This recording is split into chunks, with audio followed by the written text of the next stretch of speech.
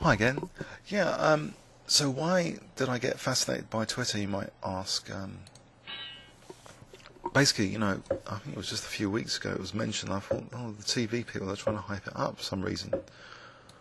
And I think I'm starting to see, it can be good for real-time information. So, say members of Chess World, they were at a tournament and they wanted to share some news. They could just Twitter with their mobile phone some news, who won something or tournament prize, and other people would immediately see from their homepage. I think it's got good, useful, like real-time information applications. So anyway, what's going on here? foxpro. Foxpro is quite funny actually. It's a language, a programming language my brother used to do quite a bit of. He's been into databases like me for quite some time, and foxpro was on the market at the same time. Well, there was Gupta SQL Windows. There was a very early version of Visual Basic. There was some quite difficult to use databases, but yeah, foxpro was kind of good in its time, I think. Are there any foxpro developers out there? maybe my opponent is. So anyway, G5, and I'm blocking in and probably giving him F5. But is that an exploitable weakness? How can the knight get to F5? I think it's going to be hard. So I'll take that risk. Do I want to take on C4? I think I do. This knight's going to be too dangerous.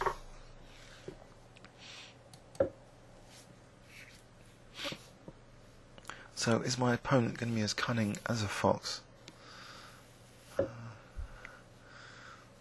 Was it Gavin Crawley? He was, I think, Peter Large once commented that Gavin Crawley was as cunning as a fox. And Gavin Crawley had this interview. He was playing in Ali Armin's Chess for Peace tournament once, and he was leading it, but he defaulted one game to just go to an interview. It's kind of, I felt kind of sad at the time because he's an ultra talented guy, Gavin Crawley. I think he's playing in 4NCL. It's the weekend stuff, 4NCL now, but incredibly talented player. Bishop D2, maybe. If Rook D4 though, I've got Knight takes D5. If I haven't, I mean at the moment, is he actually threatening Rook C3? Have I got Queen H3 just hitting H7 and F7? E6 and H7, I think so. Oh, defending. Defending both. That's a bit rude, isn't it? Just the knight movement, defending both. Oh, God. How about F4, F5 and G6 then? And they're trying to rip open some lines. Bishop D2, Rook D4. I'm looking at that again now.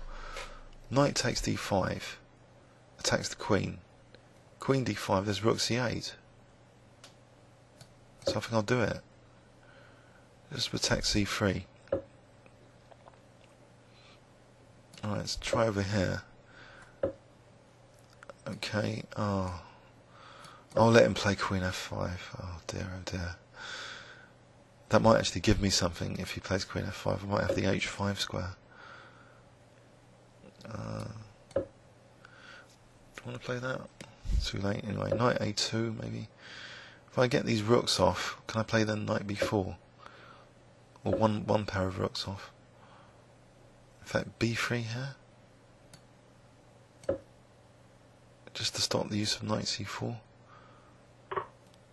It's becoming my opponent's favourite square here, Knight the C4 square.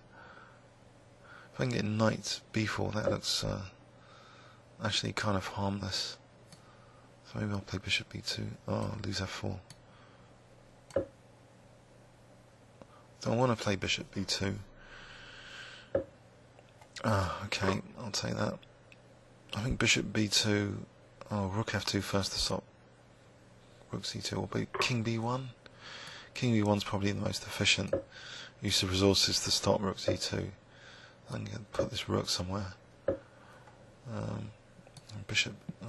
Actually, King B2 to stop C2 and also protect A3. So now I've got Bishop D2 to B4. Try and exchange off the dark squared bishops. Knight b4 to d3 to c5, maybe after that. That seems a good plan, positionally. Okay. Let's weaken these dark squares. So this knight is probably coming to e6 to attack d4 and f4. Oh, he hasn't done that.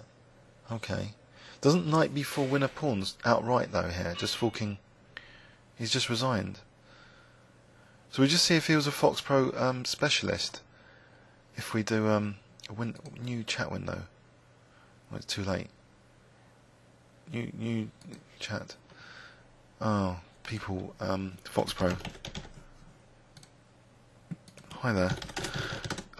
Just out of interest, are you a foxpro programmer?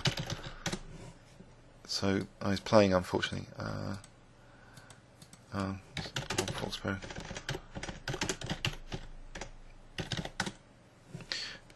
I think it's too busy. Anyway, so let's have a quick look at that game. What happened? It's a weird system, isn't it? It's Caro-Kann mixed with G6. So usually they just take on E4. So I don't know. Got the light squared bishop. He's playing for C5 now, like a French defence. I didn't really know what I was doing positionally, to be honest. One thing I do know, though, is if you're going to play G5, then you give the opponent F5 usually. But here, it didn't seem that bad, especially getting rid of one of the knights anyway. Just C3 seemed to be sensitive. This didn't seem to do anything at all attacking because of knight F8. So what was the real highlight here? I had an extra space advantage because of this aggressive pawn chain. So if C4 is not an issue and the queen's coming off, it seems to be getting better for me in this ending. So he resigned probably because of knight b4, knight takes a6. Then the knight can actually come to c5. I think he should have left his knight there and then take and then knight e6. So it's just attacking these two from e6. We'll be blockading e5. Please leave any comments or questions on YouTube. Thanks very much.